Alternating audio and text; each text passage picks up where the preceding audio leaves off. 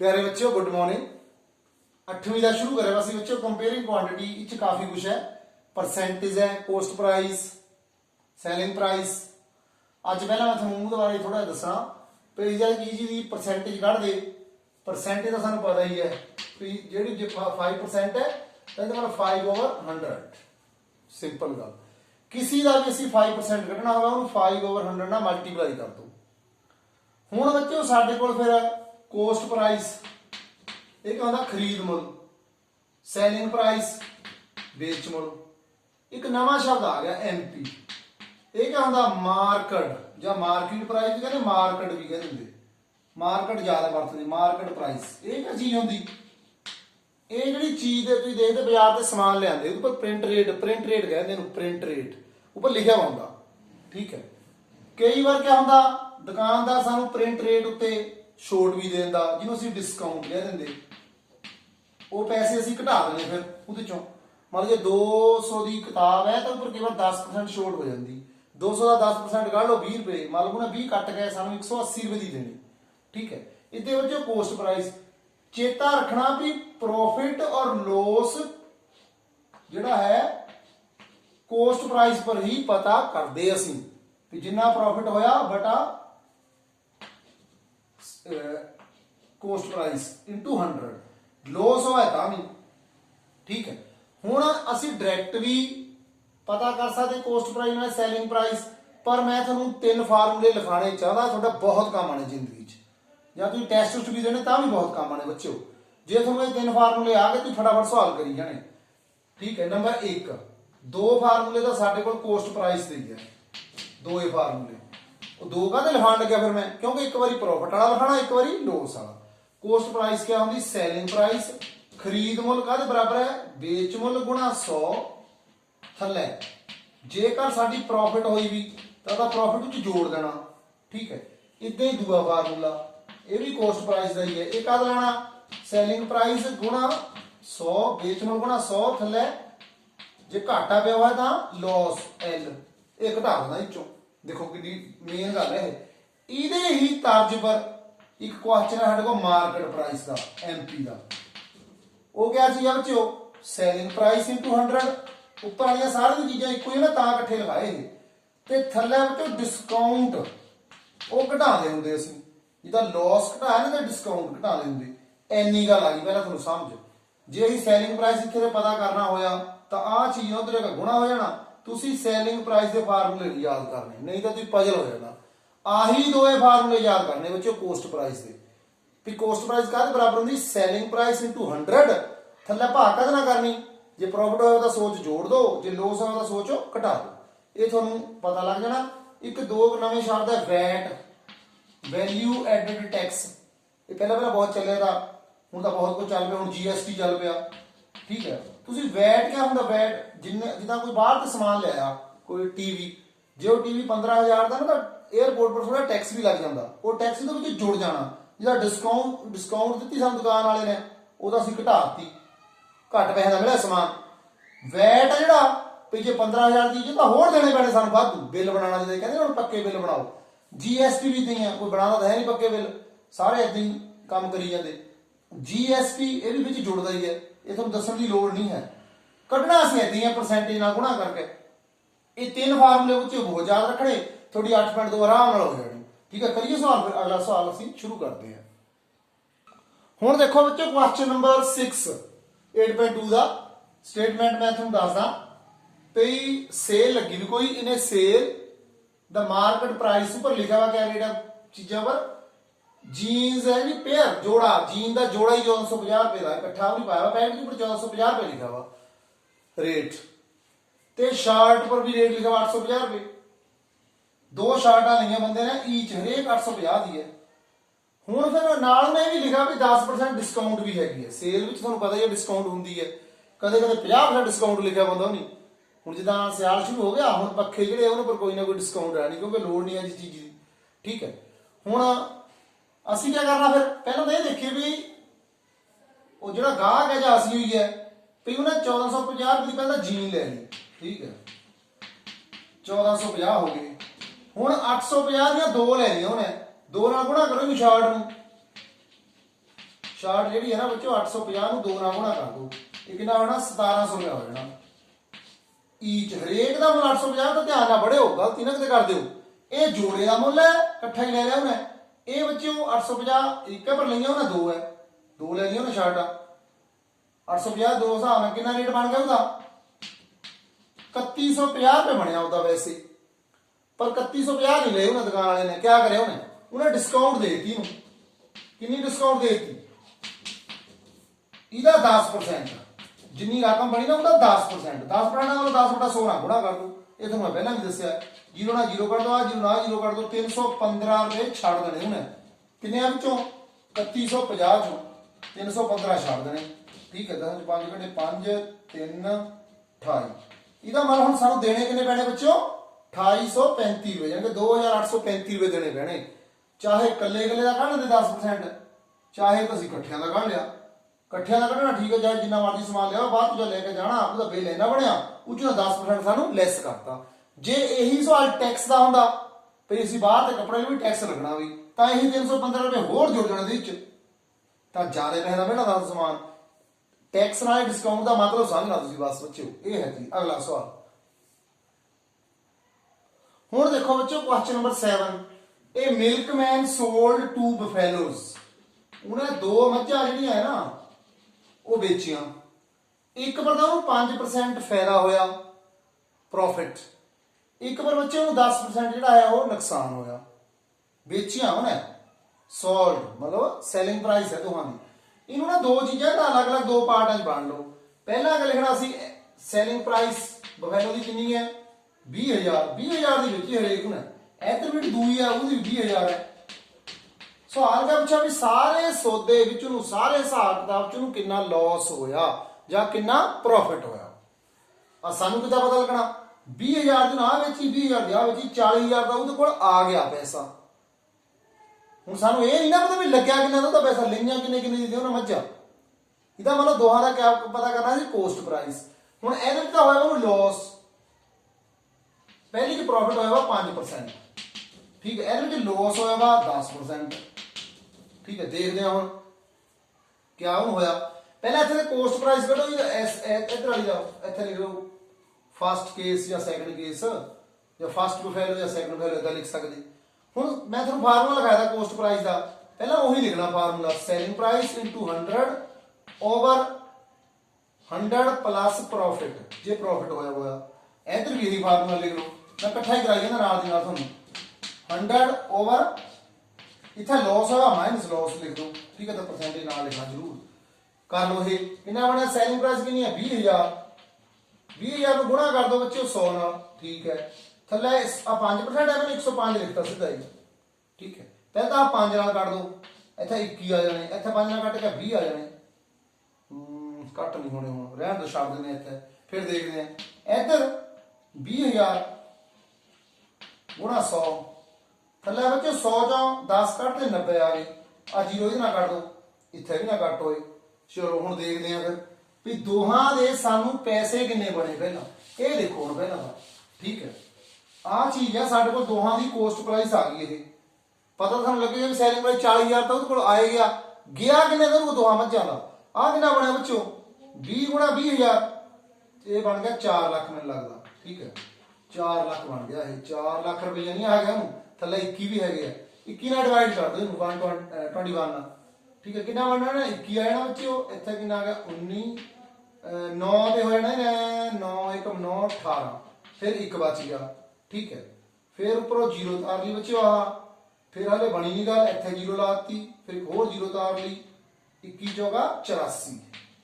ਫਿਰ ਆ ਜਾਣੇ ਸਾਡੇ ਕੋਲ ਭਾਗ ਨੂੰ ਤੁਸੀਂ ਆਪੇ ਕਰਨੀ ਬੱਚਿਓ। ਆਹ ਬਚ ਗਈ 0, ਇਹ ਬਣ ਗਿਆ ਸਾਡੇ ਕੋਲ 7 ਦੇ ਹੋ ਜਾਣਾ 7 147। ਠੀਕ ਹੈ, ਬਚ ਗਏ 13। ਹੁਣ 13 ਇੱਥੇ ਡੈਸੀਮਲ ਲਾ ਦੋ, ਆਹ ਕਿੰਨਾ ਬਣ ਗਿਆ 0। ਫਿਰ ਦੇਖੋ 12 6 ਦੇ ਚਲ ਜਾਣੀ, 6 ਨੂੰ 6 6 ਨੂੰ 12, 4 ਬਚ ਗਏ। ਫਿਰ 0 40। ਜੇ 42 ਹੁੰਦੇ ਤਾਂ ਗੱਲ ਬਣ ਜਾਣੀ, 21 ਨੂੰ 42 ਹੁੰਦੇ, 42 ਦੇ ਨੇੜੇ ਹੀ ਹੈ ਤਾਂ ਲਗਭਗ ਇਹਨਾਂ ਲਿਖ ਦੋ। ਮਤਲਬ ਜਿਹੜੀ ਪਹਿਲੀ ਮੱਝ ਵਿਕੀ ਨਾ 19047 ਰੁਪਏ 62 ਪੈਸੇ ਦੀ ਵਿਕੀ। ਇਦਾਂ ਤਾਂ ਹੁੰਦਾ ਨਹੀਂ ਤਾਂ ਅਸਲ 'ਚ ਤੁਹਾਨੂੰ ਪਤਾ ਹੀ ਹੈ, ਇਹ ਤਾਂ ਪੈਸੇ ਥੋੜਾ ਹੁੰਦੀ, ਪਰ ਅਸੀਂ ਸਵਾਲ ਕਰਨਾ ਇਹ ਇਹਦੇ ਵਿੱਚ ਆ ਹੈ ਚੀਜ਼। ਇਹ ਕਿੰਨਾ ਬਣਿਆ ਸਾਡੇ ਕੋਲ 2 ਲੱਖ ਹੈ, ਤੇ 2 ਲੱਖ ਹੈ ਜਿਹੜਾ ਇਹਨੂੰ ਭਾਗ ਕਿੰਨਾ ਕਰਨੀ ਅਸੀਂ 9 ਨਾਲ। ਚਲੋ ਇਹ ਸੌਖੀ ਹੈ ਭਾਗ। 9 ਦੂਣੀ 18 ਬਚ ਗਏ 2, ਫਿਰ ਅੱਗੇ 20 9 ਦੂਣੀ 18 ਕਮਾਲ ਹੈ। ਫਿਰ 20 ਬਣ ਗਏ, ਫਿਰ 9 ਦੂਣੀ 18 ਚਾਲੀ ਤਾਂ ਬਾਜੇ ਕਰ ਦੇਣਾ, ਫਿਰ 9 ਦੂਣੀ 18 ਫਿਰ ਹੋ ਗਏ ਸਾਡੇ ਕੋਲ, ਫਿਰ 9 ਦੂਣੀ 18 ਹੋ ਗਈਆਂ ਪੂਰੀਆਂ ਦਸ਼ਮਲਵ। ਫਿਰ ਆ ਜਾਣੇ ਬੱਚੇ 2, ਫਿਰ 2 यानी कि 22,222 रुपए 22 पैसे की बिकी है। ठीक है, ਇਹਦਾ ਮਤਲਬ ਇਹਨਾਂ ਕੋਲ ਕੁੱਲ ਪੈਸੇ ਕਿੰਨੇ ਹੋ ਗਏ ਇਹ ਦੇਖ ਲੈਂਦੇ ਹਾਂ। ਹੁਣ ਕੁੱਲ ਪੈਸੇ ਕਿੰਨੇ ਇਕੱਠੇ ਹੋ ਗਏ ਉਹਦੇ ਕੋਲ। ਟੋਟਲ ਕੋਸਟ ਪ੍ਰਾइस ਕਿੰਨੀ ਹੋ ਗਈ ਦੋਹਾਂ ਮੱਝਾਂ ਦੀ 19,047 रुपए 62 पैसे ਤੇ 22,222 रुपए 22 पैसे। टाइम लग गया ਇਹਨੂੰ ਭਾਗ ਕਰਨ ਨੂੰ, ਹੋਰ ਬੱਚੇ ਸਵਾਲ ਪੁੱਛ ਨਹੀਂ ਤਾਂ ਇਹ। ठीक है, आ बन गया 41,269 रुपये इकट्ठे हो गए उसको। ते लगे किन्ने तो दे सैलिंग प्राइस कितनी थी टोटल 40,000 है, 40,000 से तो लिख देना। ठीक है, इसका मतलब वो लगे उन्होंने आए पैसे 40,000 है पर गए उन्हें 41,000, खरीदी उन्हें 41,000 मतलब घाटा पै गया बेचारे ने। ठीक है, 9 6 2 1 1269 रुपए 84 पैसे का हूं घाटा पै गया, लॉस हो गया हूं। ठीक है, क्योंकि आता वो खरीदियां दी उन्हें कहा इन्ने की खरीदी है, इन्ने की खरीदी थी, फिर रुपये का 41,000 कुछ रुपए लगे, आए तो बेचारे 40,000 है, दोहां के 20,000 तो वो बचा वो घाटा पै गया उन्होंने 1269 रुपए 84 पैसे। अगला सवाल हुण बच्चों क्वेश्चन नंबर 8 है भाई किसी टीवी का मुल 13,000 है, दुकान च लिखा ते ऊपर सेल टैक्स भी लगना है। तो सेल टैक्स सामने क्या होता, सेल टैक्स होता भी जिदा बेचण का जो टैक्स लगता जे सारे दुकानदार सही ढंग नाल लाण तो साडी सरकार नूं बहुत आमदन होगी। ठीक है, पर वो कोई नहीं तो टैक्स टुक्स दसदे शो नहीं करते वो, ਤਾਂ ਹੀ ਜਿਹੜਾ ਹੈ ਕਈ ਵਾਰ ਤੁਸੀਂ ਦੇਖਣਾ ਦੁਕਾਨਾਂ ਫਟਾਫਟ ਬੰਦ ਹੋ ਜਾਂਦੀਆਂ, ਰੋਲਾ ਪਿਆ ਹੁੰਦਾ ਵੀ ਸੇਲ ਟੈਕਸ ਵਾਲੇ ਆ ਗਏ, ਸੇਲ ਟੈਕਸ ਵਾਲੇ ਆ ਗਏ, ਸੁਣਿਆ ਹੋਣਾ ਤੁਸੀਂ।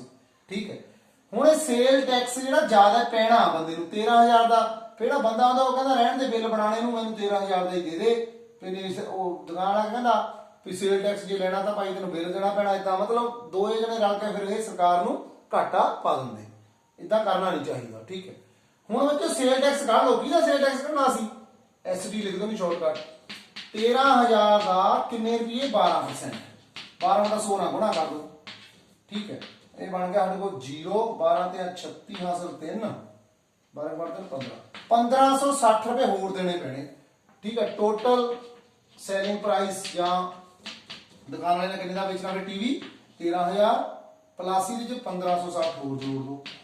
ठीक है, 0 6 5 4 14,560 रुपए का टीवी पैना उन्होंने। फिर मतलब सेल टैक्स छूट होंगी है 12%, तो यही पैसे कढ़ देने थे जो डिस्काउंट होता चलता, जो दिवाली वाले दिन डिस्काउंट चलता होंगे भाई 10% डिस्काउंट है या 12% डिस्काउंट है, तो यही पैसे डिस्काउंट है फिर करना इतना ही था, 1560 ही उतर आना था, फिर मैं इतना डिस्काउंट लेकर ना गुणा 12 100 वाले करनी थी। ठीक है, वो घटा देना था। अगला सवाल हुण बच्चों क्वेश्चन नंबर 9 थोड़ा जिहा औखा है, औखा नहीं मतलब घुमा के पाया नहीं, ये ना सानू डिस्काउंट दस भी चीज़ों पर डिस्काउंट 20% है, कोई स्केट्स जो बर्फ समझ लो स्केट्स कोई आर्टिकल खरीदा बंदा जो मर्जी खरीदा वो पैसे दुकान वाले 1600 रुपए दिंदा। ठीक है, हुण 1600 रुपए वो डिस्काउंट देण तो बाद दिंदा, इसका मतलब उसके रेट में ज्यादा बनया होना 1800-1900 को बनया होना उसका रेट। ठीक है, तो ऊपर डिस्काउंट मिलता 1600 रुपए दिते उन्हें। जिदा असीं कोई दुकान से किताब लैन जाइए ऊपर डिस्काउंट 10% लिखा हुआ, ऊपर उसका 200 लिखा हुआ है, असीं 180 रुपए दिते, यानी कहने का मतलब सत्त ने पिछले ऊपर लिखा हुआ कितना है। हुण मार्केट प्राइस पूछा वा, पहली गल तो सीधा फार्मूला ही ला जो मैं तुहानूं दस्सिया था, क्या था मार्केट प्राइस क्या है, सैलिंग प्राइस इंटू 100/100 माइनस, क्योंकि डिस्काउंट है माइनस होनी 20%, आ हो गया सवाल। ठीक है, सैलिंग प्राइस कितनी है 1600 रुपए का सामान मिले हो, 100 जो 20 कटे 80, जीरो ना जीरो कर दो बच्चों, 8 ना कर दो, इतने कितने आ गए 20 को 2 ना गुणा करो 100 ना 2000, इसका मतलब उन्होंने पर 2000 लिखा पता चीज पर। एक तो ये सौखा ही हो गया सवाल, मेरे नाल समझ आ गई होनी गल, मैं फार्मूला याद रखना। एक असीं जो उदां इहनूं ऐन होर थोरली सोचना होवे वो क्या चीज है, ਵੀ ਉਹਦੇ ਪਰ ਰੇਟ ਕਿੰਨਾ ਲਿਖਿਆ ਵਾ ਤਾਂ ਠੀਕ ਹੈ। ਲੈਟ ਮਾਰਕੀਟ ਪ੍ਰਾਈਸ ਜਿਹੜਾ ਹੈ ਉਹ x ਹੈ, ਵੀ ਉਹਦੀ ਚੀਜ਼ ਪਰ ਕਿੰਨਾ ਰੇਟ ਲਿਖਿਆ ਵਾ x, ਠੀਕ ਹੈ। ਹੁਣ x ਵਿੱਚੋਂ ਕਿਆ ਘਟ ਜਾਣਾ, ਪਹਿਲਾਂ ਤਾਂ ਡਿਸਕਾਊਂਟ ਲਿਖ ਲਓ ਇੱਥੇ, ਡਿਸਕਾਊਂਟ ਕਰ ਪਰਮੇਨਿੰਗ ਜਿਹੜਾ ਉੱਪਰ ਰੇਟ ਆਇਆ ਪਰਮੇਨਿੰਗ ਡਿਸਕਾਊਂਟ ਇਹਦਾ 10% ਸੌਰੀ 20%। ਦੇਖੋ ਚੀਜ਼ ਉੱਪਰ ਕਿੰਨਾ ਰੇਟ ਲਿਖਿਆ ਵਾ x, ਮੈਂ ਦੋ ਤਰ੍ਹਾਂ ਕਰਾਤਾ ਇਹ ਸਵਾਲ ਤੁਹਾਨੂੰ। ਉਹ ਫਾਰਮੂਲੇ ਵਾਲਾ ਵੀ ਕੰਮ ਠੀਕ ਹੀ ਹੈ, ਉਹ ਸੌਖਾ ਹੈ ਕੰਮ। ਜਿੱਦਾਂ ਵੀ ਤੁਹਾਨੂੰ ਸਮਝ ਆਉਣਾ ਚਾਹੀਦਾ ਆਪਣੀ ਚੀਜ਼ ਪਰ ਜਿੰਨਾ ਲਿਖਿਆ ਵਾ ਉਹਨੂੰ 20/100 ਨਾਲ ਗੁਣਾ ਕਰਤੀ, ਠੀਕ ਹੈ। ਹੁਣ 20 ਨਾਲ ਕੱਟ ਕੇ ਕਿੰਨੇ ਆ ਗਏ 5, x/5 ਬਣ ਗਿਆ। ਸਵਾਲ ਕਿਹਾ ਸਾਡਾ ਵੀ ਉਹਨੇ ਪੈਸੇ ਕਿੰਨੇ ਦਿੱਤੇ, ਆ ਤਾਂ ਲਿਖਿਆ ਵਾ ਤਾਂ ਰੇਟ, ਆ ਡਿਸਕਾਊਂਟ ਹੈ, ਕਿੰਨੇ ਪੈਸੇ ਦਿੱਤੇ ਉਹਨੇ 1600। ਆਪਣੇ ਰੇਟ ਵਿੱਚ ਉਹਨੇ ਡਿਸਕਾਊਂਟ ਘਟਾ ਕੇ ਦਿੱਤਾ। ਹੁਣ ਆ ਤੁਹਾਨੂੰ ਆਉਂਦਾ ਹੀ ਹੈ ਕਰਨਾ, 5 ਨੂੰ ਇੱਥੇ ਗੁਣਾ ਕਰ ਦੋ, 5x ਜੋ 1x ਕੱਢਿਆ 4, 4/5x ਬਣ ਗਏ 1600 ਦੇ ਬਰਾਬਰ। ਤੇ x ਦਾ ਮੁੱਲ ਕਿੰਨਾ ਆ ਗਿਆ ਫਿਰ 1600 ਗੁਣਾ 5/4, ਉਹ 4/5 ਇੱਧਰ ਆ ਗਿਆ 4, 5/4 ਬਣ ਜਾਣੇ, ਠੀਕ ਹੈ। ਕੱਟ ਕੇ ਕਿੰਨੇ ਆ ਗਏ ਬੱਚਿਓ 4 ਚੋਂ 16, 400 ਆ ਗਿਆ ਤੇ 5 ਨਾਲ ਕਰ ਦੋ ਗੁਣਾ, ਇਹ ਬਣ ਗਿਆ 2000। ਇਹਦਾ ਮਤਲਬ ਪਰ ਚੀਜ਼ ਪਰ 2000 ਲਿਖਿਆ ਹੋਇਆ ਤਾਂ ਤੁਹਾਨੂੰ ਮੈਂ ਫਾਰਮੂਲਾ ਵੀ ਦੱਸਤਾ, x ਮੰਨ ਕੇ ਵੀ ਅਸੀਂ ਜਿੱਦਾਂ ਕਰਦੇ ਆ। ਅਗਲਾ ਸਵਾਲ, ਹੁਣ ਬੱਚੋ 10ਵਾਂ ਸਵਾਲ ਦੇਖੋ। ਉਹ ਕਹਿੰਦਾ ਮੈਂ 5400 ਰੁਪਏ ਦੀ ਇੱਕ ਚੀਜ਼ ਖਰੀਦੀ 5400 ਦੀ, ਉਹਦੇ ਵਿੱਚ ਵੈਟ 8% ਲੱਗਿਆ ਵਾ, ਉਹਦੇ ਵਿੱਚ ਇਨਕਲੂਡਿੰਗ ਮਤਲਬ ਟੈਕਸ ਦੇ ਵਿੱਚ ਲੱਗਿਆ ਹੋਈ ਹੈ। ਇਹਦਾ ਮਤਲਬ ਚੀਜ਼ ਦੇ ਪਰ ਰੇਟ ਕਿੰਨਾ ਲਿਖਿਆ ਵਾ ਦਾ ਇਹ ਦੇਖਣਾ ਹੁਣ ਅਸੀਂ। ਹੁਣ ਹੀ ਭਰੀ ਕੋਈ ਫਾਰਮੂਲਾ ਲੱਗਣਾ, ਠੀਕ ਹੈ। ਅਸੀਂ ਕੀ ਕਰਨਾ ਪੈਣਾ ਹੁਣ ਸਾਨੂੰ x ਵਾਲੇ ਕਰਨਾ ਪੈਣਾ, let rate before VAT. Tax ਲੱਗਣ ਤੋਂ ਪਹਿਲਾਂ ਮੰਨ ਲਓ ਰੇਟ ਕਿੰਨਾ ਦਾ x, ਠੀਕ ਹੈ। ਹੁਣ ਵੈਟ ਕਿੰਨਾ ਲੱਗਿਆ, ਇਸ ਰੇਟ ਦਾ 8%, ਠੀਕ ਹੈ। ਕਿੰਨਾ ਬਣ ਗਿਆ ਇਹ 8/100x, ਇਹਨੂੰ ਕੱਟਣਾ ਨਹੀਂ ਇੱਥੇ ਰਹਿਣ ਦੋ ਹਲੇ। ਆਹ ਦਾ ਰੇਟ ਉੱਪਰ ਲਿਖਿਆ ਵਾ, ਆਹ ਟੈਕਸ ਹੈ। ਹੁਣ ਇਹ ਚੋਂ ਕੱਢਣਾ ਹੈ ਟੈਕਸ ਤਾਂ ਜੋੜਨਾ ਹੈ, ਘੋਟਾ ਨਹੀਂ ਲਾਣਾ। ਜੇ ਤਾਂ ਬੱਚੇ ਹੁੰਦੀ ਡਿਸਕਾਊਂਟ ਦਾ ਤਾਂ ਮੈਂ ਘਟਾਣੀ ਸੀ ਵੀ ਸਾਨੂੰ ਛੋਟ ਦੇਤੀ ਦੁਕਾਨ ਵਾਲੇ ਨੇ, ਹੁਣ ਤਾਂ ਟੈਕਸ ਲੱਗਿਆ, ਠੀਕ ਹੈ। ਜਿੱਦਾਂ 에어ਪੋਰਟ ਤੇ ਆ ਗਿਆ ਸੀ ਕੋਈ ਸਮਾਨ ਲਿਆਦਾ ਉਹ ਪਰ ਟੈਕਸ ਲੱਗਦਾ ਹੋਰ, ਠੀਕ ਹੈ। ਇਹਦਾ ਮਤਲਬ ਇਹਦੇ ਵਿੱਚ ਇਹ ਜੁੜ ਜਾਣਾ, ਟੈਕਸ ਹੈ ਇਹ, ਟੈਕਸ ਜੁੜਦਾ ਹੀ ਹੁੰਦਾ, ਡਿਸਕਾਊਂਟ ਨਾ ਘਟਣਾ ਦਾ। ਹੁਣ ਕਿਆ ਬਣਿਆ ਫਿਰ x ਜਮਾ 8/100x, ਇਹ ਕਿੰਨਾ ਫਿਰ ਕਿੰਨੇ ਪੈਸੇ ਦੇਣੇ ਪਏ 5400 ਰੁਪਇਆ। ਆਹ ਹੈ ਚੀਜ਼, ਮੇਰਾ ਖਿਆਲ ਸਮਝ ਗਏ ਹੋਣੇ ਹੁਣ ਤੁਸੀਂ। ਹੁਣ 100 ਨੂੰ ਇੱਥੇ ਗੁਣਾ ਕਰੋ 100x, ਉਹ 8/108/100, ਆ ਜੋੜ ਆਪੇ ਲਿਆ ਕਰੋ ਬੱਚਿਓ। ਜਿਹੜਾ ਥੱਲੇ ਆਉਂਦਾ ਨਾ ਇਹ 100 ਇੱਥੇ ਗੁਣਾ ਹੋ ਜਾਣਾ 100 × 100, ਇਹ ਤਾਂ ਆਪਣੇ ਕੋਲ 1 ਲਾ ਲਓ ਜੇ ਮੈਂ ਤੁਹਾਨੂੰ ਬਟਿਆਂ ਦਾ ਜੋੜ ਦੱਸਦਾ ਹੁੰਦਾ, ਠੀਕ ਹੈ। ਆਹ ਚੀਜ਼ ਬਣ ਗਈ। ਹੁਣ ਇੰਨਾ ਕੁ ਆਪੇ ਕਰ ਲਿਆ ਕਰੋ। x ਕਿੰਨਾ ਹੋਣਾ, ਹੁਣ ਉਹ 108 ਨੇ ਇੱਧਰ ਆ ਗਿਆ ਉਲਟ ਜਾਣਾ, 100/108 ਹੋ ਜਾਣਾ, ਠੀਕ ਹੈ। ਹੁਣ ਇਹ ਕੱਟ ਕੇ ਦੇਖ ਲਓ ਕਿੱਦਾਂ ਕੱਟਦੇ ਬੱਚਿਓ, 2 ਦੇ ਕੱਟ ਲਓ ਇਹਨੂੰ ਜਿੱਦਾਂ ਤੁਹਾਨੂੰ ਠੀਕ ਲੱਗਦਾ। ਵੈਸੇ ਤਾਂ ਮੈਨੂੰ ਪਤਾ ਵੀ 108 ਦਾ ਜੇ 5 ਵਾਲੀ ਨੂੰ ਗੁਣਾ ਕਰੀਏ 540 ਹੋ ਜਾਣੇ। ਜੇ ਤੁਸੀਂ ਕੱਟਣਾ ਤਾਂ ਇੱਥੇ ਕਰ ਲਓ 50, ਇੱਥੇ 2 ਦੇ ਕੱਟ ਕਿੰਨੇ ਆ ਗਏ 54। ਹੁਣ ਸੌਖਾ ਲੱਗਦਾ, 54 × 54 ਨਾਲ 100 ਹੈ 50, ਆ ਹੋਵੇ 5000। ਇਹਦਾ ਮਤਲਬ ਉੱਪਰ 5000 ਲਿਖਿਆ ਉਹਦਾ, ਫਿਰ ਤਾਂ 8% ਹੋਰ ਟੈਕਸ ਪੈ ਗਿਆ, ਤਾਂ ਫਿਰ 5400 ਰੁਪਏ ਦੀ ਚੀਜ਼ ਸਾਨੂੰ ਪਈ। ਅਗਲਾ ਸਵਾਲ ਬਿਲਕੁਲ ਸੇਮ ਸਵਾਲ ਵਿੱਚੋਂ ਪਹਿਲਾ ਵਰਗਾ। ਕੋਈ ਆਰਟੀਕਲ ਹੈ, ਕੋਈ ਚੀਜ਼ ਹੈ 1239 ਰੁਪਏ ਦੀ, ਇਨਕਲੂਡਿੰਗ ਕਿਆ ਹੁੰਦਾ ਵਿੱਚ ਹੀ ਇਹਦਾ, ਇਨਕਲੂਡਿੰਗ ਉਹਦੇ ਵਿੱਚ, ਤੇ ਇਹਦੇ ਵਿੱਚ GST ਪਾਇਆ ਵਾ। ਪਹਿਲਾਂ ਵੈਟ ਦਾ ਉਹ ਵੀ ਟੈਕਸ ਹੈ, ਇਹ ਵੀ GST ਵੀ ਟੈਕਸ ਹੈ, ਠੀਕ ਹੈ। ਗੁੱਡ ਸਰਵਿਸ ਟੈਕਸ ਆ ਗਿਆ, ਇਹ ਗੁੱਡਸ ਚੀਜ਼ਾਂ ਪਰ ਸਰਵਿਸ ਟੈਕਸ ਲੱਗਦਾ, ਉਹ ਵੈਟ ਦਾ ਵੈਲਿਊ ਐਡਡ ਟੈਕਸ ਦਾ, ਠੀਕ ਹੈ। ਤੇ ਡਿਸਕਾਊਂਟ ਇਹ ਘੱਟ ਦਿੰਦੀ, ਡਿਸਕਾਊਂਟ ਦਾ ਹੁਣ ਸਾਰਿਆਂ ਨੂੰ ਪਤਾ ਵੀ ਸਾਨੂੰ ਡਿਸਕਾਊਂਟ ਕਿਆ ਹੁੰਦੀ, ਵੀ ਡਿਸਕਾਊਂਟ ਨਹੀਂ ਦੋਗੇ ਸਾਨੂੰ ਕੁਝ, ਕੋਈ ਵੀ ਸਮਾਨ ਲੈਣ ਜਾਈਏ ਵੀ ਸਾਨੂੰ ਡਿਸਕਾਊਂਟ ਕਿੰਨੀ ਮਿਲੂਗੀ, ਅਸੀਂ ਹਰੇਕ ਹੀ ਪੁੱਛਦੇ, ਕੋਈ ਨਹੀਂ ਇੱਦਾਂ ਪੁੱਛਦਾ ਜਾ ਕੇ ਸਾਨੂੰ ਟੈਕਸ ਕਿੰਨਾ ਲੱਗੂਗਾ, ਲਾ ਦਿਓ ਟੈਕਸ। ਟੈਕਸ ਜਿਹੜਾ ਹੈ ਉਹ ਜੁੜਦਾ ਹੈ, ਵੱਧ ਪੈਸੇ ਦੇਣੇ ਪੈਂਦੇ ਸਾਨੂੰ। ਹੁਣ ਤੁਸੀਂ ਦੇਖ ਲਓ ਵੀ ਇਹ ਵੀ ਉਦਾਂ ਹੀ ਕਰਨਾ ਪੈਣਾ। ਲੈਟ ਜਿਹੜੀ ਰੇਟ ਹੈ ਉਹਦਾ ਉਹ ਕਿੰਨਾ ਦਾ, ਰੇਟ ਆਫ ਆਰਟੀਕਲ, ਜਿਹੜੀ ਚੀਜ਼ ਲਈ ਉਹਨੇ ਆਰਟੀਕਲ ਬਿਫੋਰ GST ਤੋਂ ਪਹਿਲਾਂ ਉਹਦਾ ਰੇਟ ਕਿੰਨਾ ਦਾ, ਮੰਨ ਲਓ x ਦਾ, ਠੀਕ ਹੈ, ਬਿਫੋਰ GST ਇੱਥੇ ਲਿਖ ਲਓ ਭਲਾ। ਤੇ ਹੁਣ ਇੱਥੇ ਲਿਖੀ ਵੀ ਠੀਕ ਨਹੀਂ ਲੱਗਦੀ, ਇੱਥੇ ਲੈਣਾ ਬਿਫੋਰ GST ਸਿੱਧਾ ਲਿਖ ਦੋ, ਮੈਂ ਬਰਾਬਰ x ਲਿਖਦਾ, ਚਲੋ ਬਿਫੋਰ GST ਕਿੰਨਾ x। ਹੁਣ GST ਕਿੰਨੀ ਲੱਗੀ ਸਾਡੀ? GST ਕੀ ਪਰ ਲੱਗਣੀ? ਰੇਟ ਦੀ ਪਰ ਲੱਗਣੀ। x ਦਾ ਕਿੰਨਾ 18%, 18% ਲੱਗੀ। ਠੀਕ ਹੈ, ਹੁਣ 18% ਲੱਗੀ ਹੈ, ਕਿੰਨਾ ਬਣਿਆ? ਇੱਕ ਉਹੀ 18/100x ਬਣ ਗਿਆ।